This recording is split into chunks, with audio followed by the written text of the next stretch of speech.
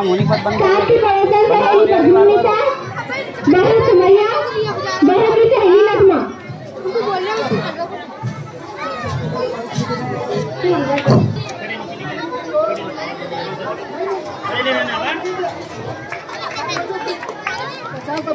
अस्सलाम वालेकुम। वालेकुम सलाम। बहुत दिन हो गए, मुलाकात नहीं हुई। आओ बैठो बैठो।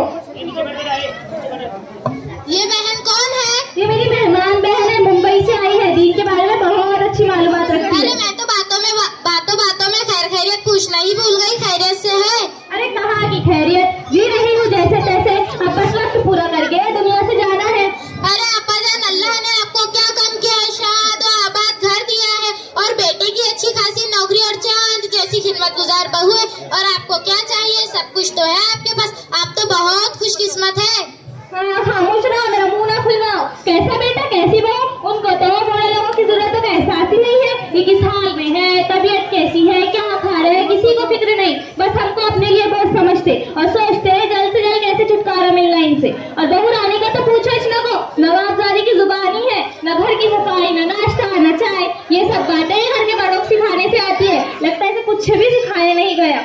और क्या बताओ बहन, जब अपने मायने में कोई घर आ जाता तो इनकी देखभाल में पीछे जाती। और जब हमारा कोई आता, कोई परवाह नहीं, न देने के लिए हाथा बढ़ते, न बनाने के लिए पैर आड़ते। नाटक शुरू होता, कभी सर में दर्द, कभी पेट में दर्द, कभी यहाँ दर्द, कभी वहाँ दर्द। तबीयत ठीक नहीं है। और खाने का हाल तो पूछो इतना को। चाय बने की जैसे काली अम्मास की रात, और दाल बने की जैसे तालाब का गदला पानी, और चावल ऐसे जो खाए पेट में दर्द हो जाए। और हर 2 दिन के बाद माँ का याद आ जाता, जाके अपने माँ के पल्लू से बन जाती, आने का नाम ही छे लेती। अरे अब्बाजान, आपकी बहू इतना कुछ करती है, हमसे कुछ बोलती क्यों नहीं? अगर मैं आपकी जगह होती तो इतना नखरे सहन नहीं करती, उसे तो सीधा ही कर देती। देख बहन, मैं बोलते बोलते तंग आ चुकी हूँ। अब कुछ बोलना मुश्किल हो गया है। कुछ बोले तो हमारे शहजादे के पेशानी पे बल पड़ने लगते, इसलिए खून के घूंट पी के खामोश रहना पड़ता। अरे बदरून, मैं तो तुम्हें चाय पिलाना ही भूल गई। आओ हम कमरे में बैठकर चाय पीते हैं।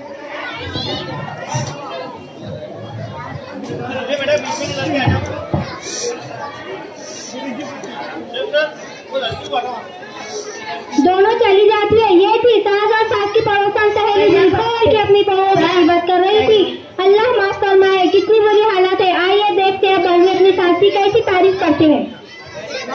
अस्सलाम वालेकुम। वालेकुम अस्सलाम। कैसी हो बहन? क्या बताऊँ, ठीक भी हूँ ठीक नहीं भी हूँ। अरे ये कैसी दरमियान की बात करती हो? क्या बताऊँ, जब तक सास का साया सर पर मुसल्लत है, जब तक चैन कहा है। तुम कितनी खुशकिस्मत हो कि तुम्हारे सर पर सास का साया है। क्या खुशकिस्मती की रट लगा रखी हो भला। वो भी कैसे चैन से रह सकती है जिसकी मेरी जैसी सास हो। एक बात पूछूं? हाँ पूछो। अभी तक की सबसे खुशकिस्मती औरत कौन है, तुम्हें मालूम है? नहीं। वो सारे इंसानों की माँ हजरत हव्वा अलैहिस्सलाम। वो क्यों? क्योंकि उनकी कोई सास और ननद नहीं थी। तुम अपनी सास से इतनी परेशान क्यों हो? वो सास नहीं, परेशानियों का घर है। जब देखो नाक चढ़ाए मुसल्लत रहती है। मैं खाना खाऊं तो परेशानी, मैं उठूं तो परेशानी, मैं बैठूं तो परेशानी, मैं सोऊं तो परेशानी, मैं कुछ बोलूं तो गुस्सा, मैं कुछ ना बोलूं तो मगरू। मेरे हर काम पर नुक्ते चीनी में हिम्मत अफजाई के बोल, भूल कर न सुनो। अब तुम ही बताओ मैं इसको और क्या नाम दे सकती हूँ। खैर मेरा तो चलता ही रहेगा, तुम अपना सुनाओ।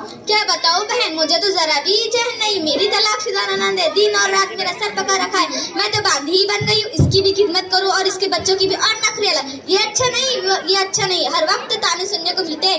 डबल खाना बनाना पड़ता है। अभी मेरा नाश्ता बना भी नहीं होता, अभी मेरा खत्म भी नहीं होता। ननद और इसके बच्चे सारा बनाया हुआ खाना साफ कर लेते। अगर मुझे खाना खाना हो तो फिर से बनाना पड़ता है। ये बच्चा कुछ ही मेरे हिस्से आता है। मैं तो सोचती हूँ ये मुसीबत मेरे सर से कब जाएंगी। अरे सुमैया, ये कौन है? मैं पूछना ही भूल गई। ये रुकैया आंटी मुंबई से आई है। वो 3 दिन के लिए यहाँ रुक रही है। दीन के बारे में बहुत अच्छी मालूमात रखती है और पढ़ी लिखी बहन है।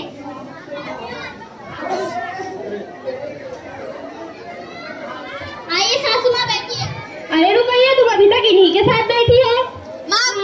माफ करना आंटी, हमने ध्यान ही नहीं दिया। कोई बात नहीं, सुबह से घर में एक बात देख रही हूँ। हमारी जबान पर दूसरों की शिकवे, शिकायत, दूसरों की गिबत बहुत हो रही है और जबान के गुनाह तो हम कसरत से कर रहे हैं। अल्लाह ही हमें माफ फरमाए। और हम औरतों की तो इतनी बुरी आदत हो गई, जहाँ 2 चार जमा हो गई, वहाँ दूसरों का तस्करा, दूसरों की चुगली हमारी तबीयत का हिस्सा बन गई। महज वक्त गुजारी के लिए गिबत करना शुरू कर लेते हैं और इसके नुकसान का हमें जरा भी अंदाजा नहीं। सुबह मैंने भी पड़ोसन की बातों पर गौर किया और अब मैं तुम्हारी बातों पर भी गौर कर रही थी। ये तुम्हारी गुफ्तगू नहीं, गिबत है। गिबत तो होगी जो हकीकत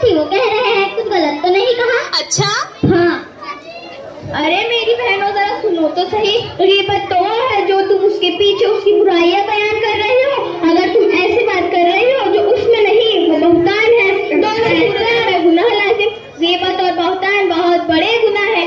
गीबत के बारे में कुरान में कहा गया है, तुम में से किसी को अगर अपने मुर्दार भाई का गोश्त खाना पसंद किया, तुमको इससे घिन नहीं आएगी। अल्लाह से डरो। हुजूर पाक सल्लल्लाहु अलैहि वसल्लम ने फरमाया, लोगों को नाक के बल या मुंह के बल जुबान ही गिराएंगी। देखने में तो ये गुनाह बहुत ही मामूली है, पर इसमें लज्जत बहुत है। खुदा ना करे किसी को इसकी रट लग गई तो इसके आखिरत की बर्बादी में कोई शक नहीं। हमारी आखिरत क्यों बर्बाद होंगी? क्योंकि अगर हम किसी के पीठ पीछे उसकी बुराइयां बयान करेंगे, कयामत के दिन अपनी नेकियां उसे दे दी जाएंगी जिसकी हमने गीबत की थी, और हमारे नाम अमाल से खाली हो जाएंगी। फिर भी अगर उसके हक में कुछ गुनाह बाकी रह गए तो वो हम पर लाद दिए जाएंगे। अरे मेरी प्यारी बहन, तुम्हारी बातें सुनकर मुझे पता चल गया कि मैं कितने बड़े गुनाह में मुब्तला थी। मैं इसे जुबान का चटकारा, वक्त गुजारी समझा करती थी। मैं वादा करती हूँ कि मैं अब किसी के पीठ पीछे उसकी बुराई, उसकी गीबत नहीं करूँगी और हम जुबान के सारे गुनाह छोड़ दूंगी। रुकैया आंटी, अल्लाह आपको जज़ाए खैर दे। अपने आंखों पर लगी पट्टी खोल दी। मुझे तो पता भी नहीं था कि ये एक गुनाह है। मैं भी वादा करती हूँ कि मैं आपसे ऐसा नहीं करूँगी। अरे रुकैया, हमने तो बहुत सारे लोगों के पीठ पीछे उनकी बुराइयां की है, अब हम क्या करो? सबसे पहले अल्लाह से तौबा करो, फिर उससे माफी मांगो जिसकी हमने गीबत की थी। जज़ाकल्लाह खैर, तुमने हमें इतने बड़े गुनाह से बचा लिया। सासू माँ, हमको माफ कर दीजिए, हमने आपकी पीठ पीछे बहुत बुराइयां की है। बेटा, हमको भी माफ कर दीजिए। मुझे भी माफ कर दीजिए बहन, मैं भी इसमें शरीक हूँ। मुझे अपना वक्त जाया नहीं करना चाहिए था, और जितना गीबत करने वाला गुनहगार होता है उतना ही सुनने वाला, इसलिए मुझे माफ कर दीजिए। अब से मैं कभी भी गीबत नहीं करूँगी और सुनूंगी भी नहीं। माफ करना रुकैया आंटी, मुझे भी माफ कर दीजिए खालाजान।